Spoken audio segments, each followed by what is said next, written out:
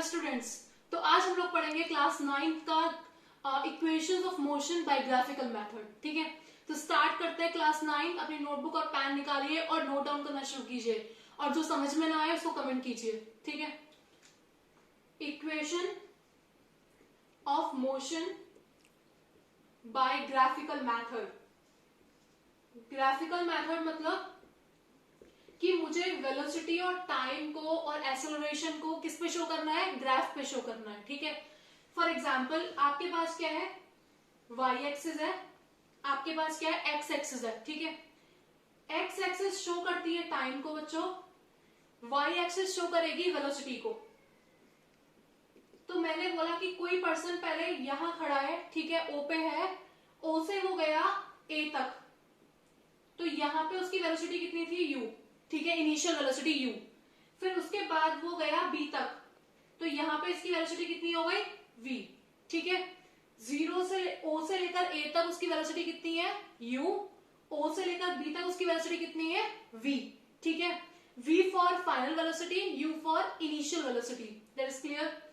अब वो uniform motion कर रहा है। यूनिफॉर्म मोशन का मतलब वो बिल्कुल स्ट्रेट जा रहा है। ठीक है, तो अगर मैंने यहां से स्ट्रेट लाइन यहां पे ड्रॉ करी, ठीक है, तो ये v है पूरा, तो ये भी v होगा।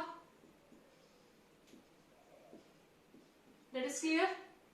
अगर मैंने यहां से पैरेलल लाइन ड्रॉ करी, तो अगर ये t है, इतना अगर t है, ये टाइम शो कर रहा है और ये t है इतना, ठीक है, ये क्या है, e पॉइंट, तो ये भी t होगा। That is clear. ये v है और ये u है, तो ये कितना होगा, v माइनस u। क्लियर है। c से लेकर e तक क्या हो गया, v हो गया। यहां पे मान लिया मैंने f, तो c से लेकर f तक क्या हो गया, v माइनस u, क्योंकि ये पूरा v है, ये u है, तो ये कितना बचा, v माइनस u। समझ आ रहा है सबको। ठीक है, तो मैं साइड में लिख देती हूँ ताकि आपको कंफ्यूजन ना रहे, अगर यहां से क्लियर नहीं दिख रहा हो तो। ठीक है, O से लेकर, मैं यहां से बात कर रही हूं, C से लेकर E तक क्या है, CE V। FC मतलब CF क्या है, V माइनस U, और FE क्या है, U। समझ आया। अब CE किसके बराबर है, OB के बराबर है। ठीक है, CF किसके बराबर है, AB के बराबर है। FE किसके बराबर है, OA के बराबर है। तो मुझे निकालना है equation of motion. First equation निकालनी है, v is equal to u plus a t. अच्छा, हमें एक बहुत अच्छे से बात पता है कि ये पहला ग्राफ क्या होता है, velocity time relation. Velocity time relation, तो देख चेक करते हैं कैसे वेलोसिटी टाइम रिलेशन है ये। ठीक है, हमें पता है velocity upon time, change in velocity upon time क्या होता है, एक्सेलरेशन। ठीक है, तो एक्सेलरेशन क्या होता है, change in velocity upon time. ठीक है, और ये आएगा कैसे, अगर मुझे इस ग्राफ से निकालो तो कैसे आएगा। ठीक है, तो देखिए कैसे आएगा। अगर सपोज मैंने मान लिया थीटा, ठीक है, तो बस आपको छोटी सी चीज में याद रखनी है, क्या कि या तो थीटा से याद कर लेते हैं। ठीक है, तो tan theta is equal to क्या होगा, टेन थीटा होता है perpendicular upon base.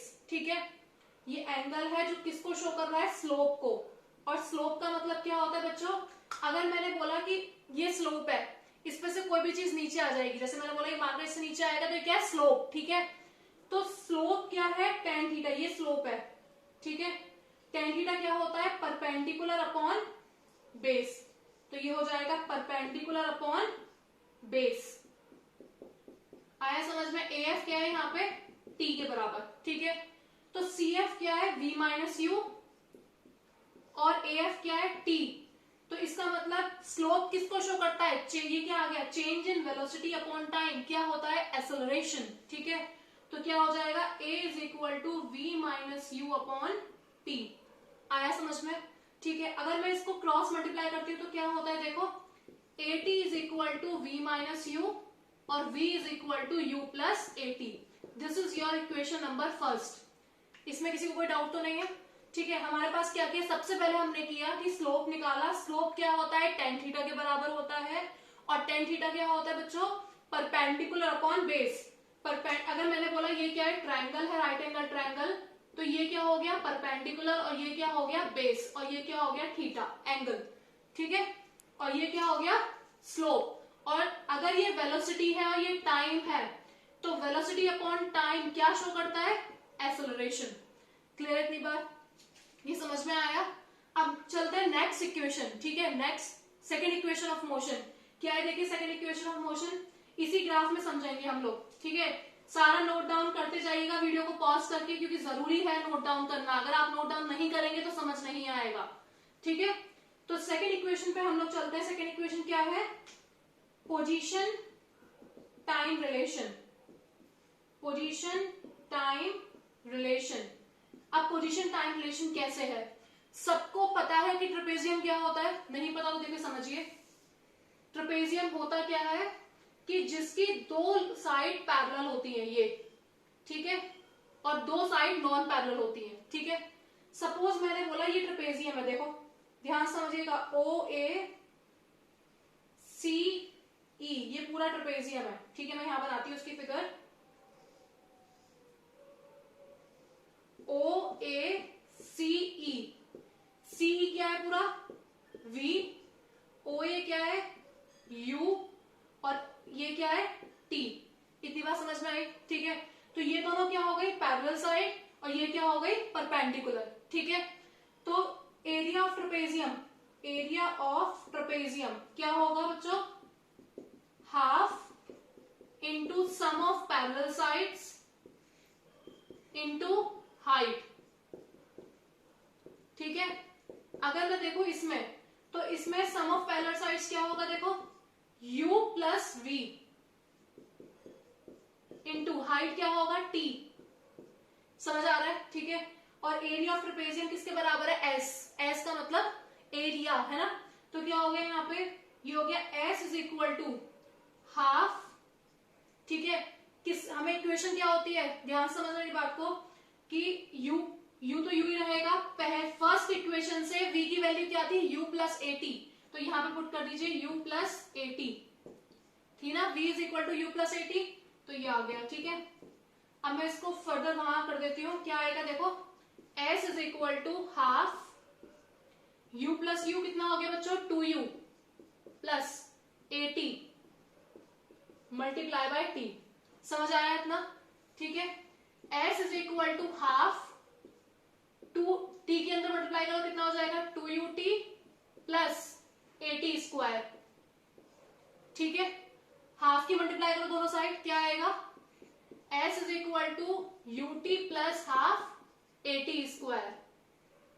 This is your equation number second equation of motion. बहुत ज्यादा सिंपल है, कुछ नहीं किया, सिर्फ क्या किया है, एरिया ऑफ ट्रेपेजियम निकाला। एरिया ऑफ ट्रेपेजियम होता क्या है, half into sum of parallel side into height. Sum of parallel side हो गया u प्लस v, और हाइट हो गया t, ठीक है। यहाँ पुट किया मैंने v की जगह, v is equal to u plus a t होता है जो हम फर्स्ट इक्वेशन में निकाले थे, उसको पुट किया, और आंसर आ गया s is equal to u t plus half a t square. s का मतलब यहाँ डिस्प्लेसमेंट होता है, u का मतलब यहाँ इनिशियल वेलोसिटी होता है, t का मतलब टाइम, और a का मतलब एक्सेलरेशन। क्लियर है सबको ये वाली बात। अब आते हैं थर्ड इक्वेशन ऑफ मोशन, ठीक है। देखो वो भी बहुत ज्यादा सिंपल है, कुछ भी नहीं है, बस समझना है ध्यान से कि एक्चुअली में है क्या, ठीक है।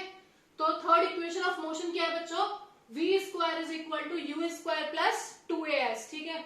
तो उसमें सेम फॉर्मूला लगाते हैं हम लोग, क्या, एरिया ऑफ ट्रेपेजियम ही लगाएंगे, ठीक है।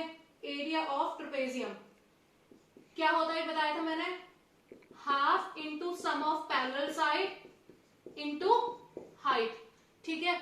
अब बस यहाँ डिफरेंस इतना है कि हमें t की वैल्यू लगानी है, किसकी वैल्यू लगानी है, t की।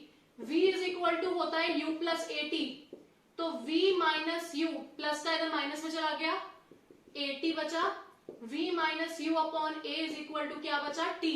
इसको पुट कर दो यहाँ पे t की जगह, v माइनस यू अपॉन ए, समझ आया। ये 2 और a यहां चला जाएगा s के पास, तो हो जाएगा 2as is equal to v plus u upon v minus u. अब एक आइडेंटिटी आप लोगों ने पढ़ी होगी, a plus b, a minus b क्या होता है, a square minus b square. तो देखो पुट करेंगे 2as is equal to a square minus b square. आया समझ में? क्या हो जाएगा ये, v square is equal to u square plus 2as। This is your third equation. Video को धीरे धीरे समझिए, नहीं समझ में आया मुझे कमेंट कीजिए, ठीक है। Thank you so much. ये तीनों इक्वेशन कंप्लीट हो चुकी हैं, ठीक है। Equation number first v is equal to u plus a t, equation number second s is equal to u t plus half a t square, equation number third v square is equal to u square plus 2as, ठीक है। Like, subscribe and share please. Thank you so much.